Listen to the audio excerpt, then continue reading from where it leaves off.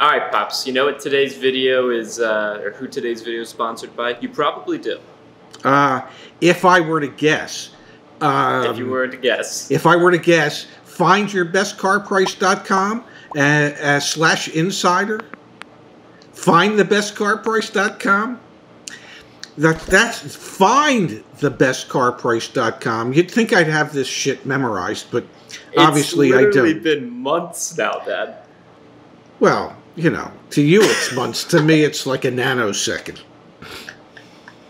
I guess. Okay, Yeah. yes. Findthebestcarprice.com /insider. Link down below. Aggregating all the different manufacturer incentives, current programs, things like that from all the different manufacturers. Continued sponsor of your Auto Advocate, which we greatly appreciate. Link down below. Thank you very much, Jeff. Thank you, Jeff. Sorry I screwed it up yet again. Okay, so here's what we're talking about today, Dad. I want to bring another topic to the table that I have not discussed with you previously. Perfect. Which is always exciting and entertaining, which are repo cars, repossessed vehicles, Okay. and how they end up on dealerships' lots, how consumers can get their hands on them, if they should be concerned, kind of like we've talked about with rental cars in the past. So if you could talk a little bit about how repoed cars end up on dealers' lots and how consumers can get their hands on them, or if they really even should. I'm interested to get your 2 cents on that. Repossessions end up on dealers' lots typically via auction. I know in all the years I was in the business, and occasionally we would run into situations where people had lost a job or something had changed in their lives and they could no longer afford to make the payments. And they contacted the lender, and the lender said, well, if you can't make the payments anymore, drop it off at XYZ dealership, and they'll let us know when you have. And we would always try to buy the car, because typically they were cars that were in good shape. It's just some financial bad situation fell upon these people, and they could no longer afford it. But the banks wouldn't sell it to us directly. They always came and picked up the car, and the cars always ended up at an auction. They were trying to minimize their loss by maximizing whatever they could sell it for. And the bank, and I don't know if they legally have to do it this way, but I'm assuming they probably do, so that they always take the car to the sales, to the auctions, so that they can have as many bidders as possible on the car to help increase the value and the price that's paid for it. But those are wholesale bidders, right? Like as a consumer, I can't directly buy a car from a bank, right? Because they don't have, I'm assuming, like the licensing and regulation stuff. Banks are not in the car business; they're in the lending business. So you need a dealer's license in order to sell a car.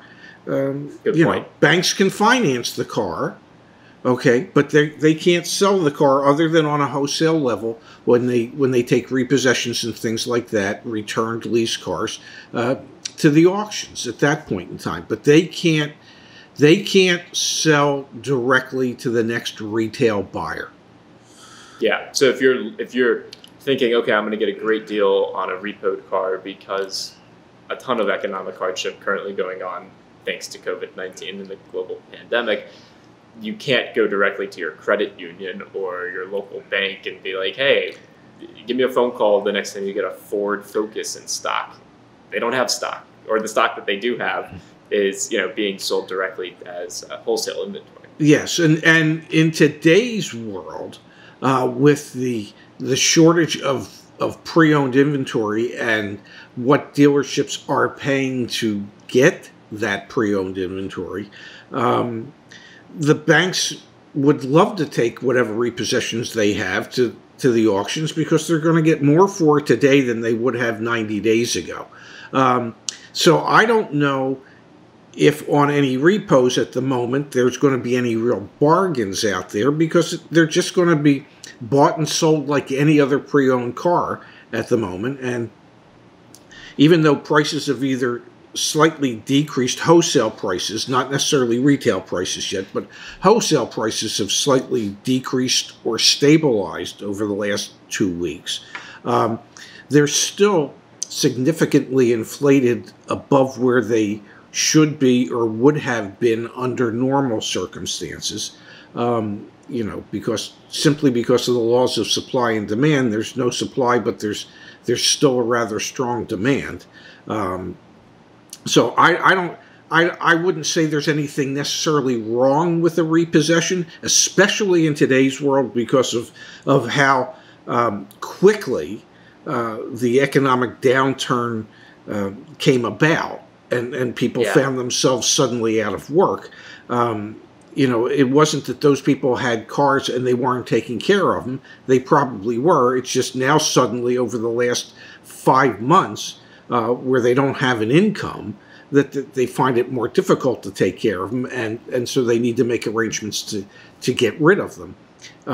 So most of those cars, A, would probably be in good shape, B, would probably have fewer miles than normal because a lot less driving had been going on. And C, if you were one of those people that were suddenly found yourself out of work, and you had no prospects of getting additional work, it wasn't like you were running around all over trying to find a job. So, these cars would have a lot less miles, but they're going to have higher price tags only because there's such a shortage of pre-owned cars at the moment. Now, I got a question for you, Dad. Is there any way on a Carfax or an auto check or anything like that to actually be able to know that a car was repossessed? Like, can you see from the title or like the lien holder or anything like that? Or when a car's repossessed and it becomes just a piece of used inventory, it's just used inventory? Honestly, Zach, I don't know. I don't ever recall seeing a Carfax in all the years I've been doing this where they said car repossessed. I've never seen that. I've never seen on a title vehicle had been repossessed. The type of branded titles you see are if it was declared a total loss or if it was declared a flood vehicle, something along those lines. But I've never seen a branded title that said the previous owner couldn't pay for it. Yeah. So I guess the only way as a car buyer, if you're really dead set, for some reason you want to buy a repossessed vehicle, you're going to have to ask the dealership, hey, where'd you get the car? And, we got it from the auction, and they're not even necessarily going to know. Yeah, they might not know that it was repossessed. They just know that they bought it from a bank. And they don't know if the lease was up. They don't know, they don't know what. So, banks. So it's not. I was going to say banks dispose of a lot of cars. Yeah. So, yeah. It's not like rental cars, where with a rental car, you're buying a rental car and you'll understand it's a rental car and the potential, ramifications of owning a rental car. It's the polar opposite. It's just the people either bought it to eventually pay it off and keep it, or they leased it so that they'd have access to the vehicle for a 3-year period of time. It wasn't like they said, well, you know what, I'm going to sublease it or sub-rent it to 1,000 different people. It was owned by one person or a family. And so the likelihood that it was mistreated is significantly reduced as compared to a rental car. So I don't know that I would be afraid of a repossession at all. I think most people either bought it or leased it with the intention of keeping it for whatever the amount of time was. And absolutely. Yeah, and that a severe financial situation came along that caused them to either have to give it back or voluntarily, or have the bank come and take it back because they could no longer make the payments. Yeah, so if you're thinking about buying a used car before the end of the year, beginning of 2021, as prices we anticipate start to become, come back down to reality, understand that if you're buying a car and it doesn't say rental, could be a repo, could be a lease, you don't know. Yeah. But at the end of the day, it's going to be an influx of inventory, and one of the sources of that influx of inventory, unfortunately, will be repossessed vehicles. There's a lot of loans. Well, the most recent data says there's not a lot of loans that are in bad shape, but that was when unemployment benefits were still going on. We'll have more insights in a few weeks here. But that's kind of like the overarching theme, is that you're not going to know, but understand you're probably still going to get a better deal than you would have gotten when you're watching this video, simply because of supply and demand. And typically they're going to be lower mileage vehicles. I mean, other than your Volvo when you got that, and the guy somehow figured how to put 42,000 miles on it in like a year and a half, most of these people aren't driving like that.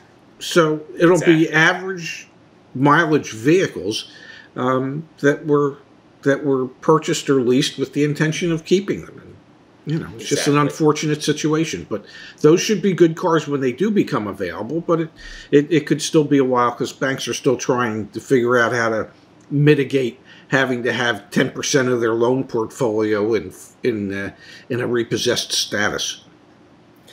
You can't blame them for that. Yeah, no. It's a scary thought. Yep. So those are my 2 cents worth on repos. Now you know. Hey, they're probably worth 2 cents, but I appreciate them anyway. Thank you, Dad. Well, you're welcome, handsome. It was good talking with you. And we'll probably now get comments that say Zach's, 2 cents are worth 2 cents. Ray's 2 cents are worth way more than 2 cents. But that's okay because they're right. Your 2 cents are worth a lot. And my 2 cents is still worth 2 cents, even with inflation. Love you, Dad. Love you too. Bye-bye.